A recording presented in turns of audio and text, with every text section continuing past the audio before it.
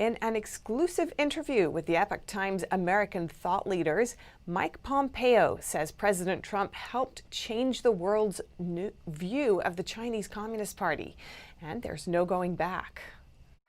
For years, Chinese dissidents have been sounding alarm bells in the U.S. and around the world about the Chinese Communist Party, its grave human rights violations, and the nature of the regime. We looked past them. We had other challenges. We were involved in a very serious counterterrorism campaign, appropriately so, and we took our eye off this enormous threat. And now it's now upon us. It's now inside the gates. The Chinese Communist Party is here in America.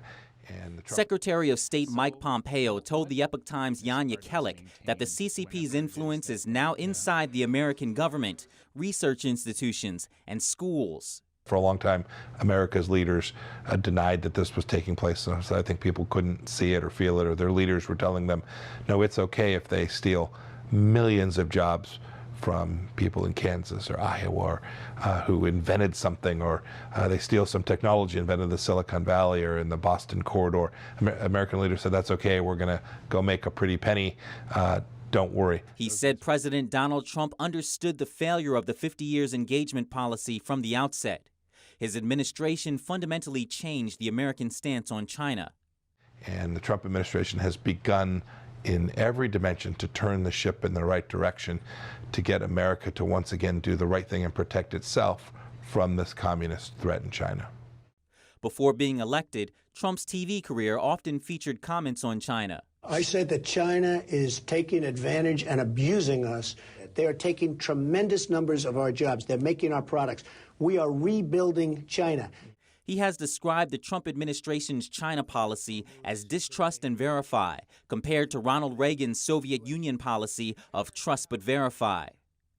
Every experience I've had in my 6 years as a member of Congress and now 4 years serving in the Trump administration would suggest that anything but distrusting anything that comes from the Chinese Communist Party is folly.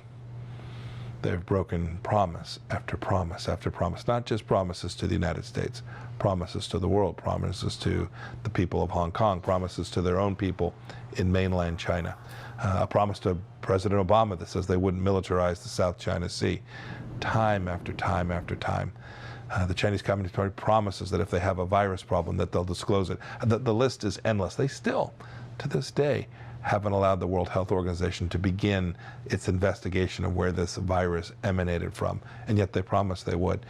He said there is no going back to the past China policies. President Trump recognized that when he began his campaign, and then when he took office, we've now changed fundamentally how I think the West looks at China, not just the United States.